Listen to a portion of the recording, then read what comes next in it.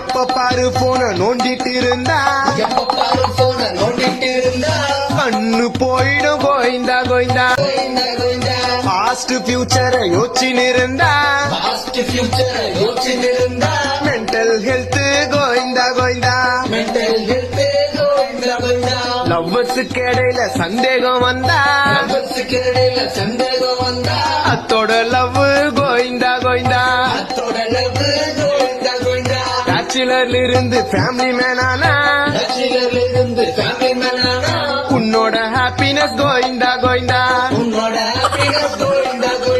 கோடி கோடியா காசு இருந்தாலும் 10 பைசா கூட காசு இல்லைனாலும்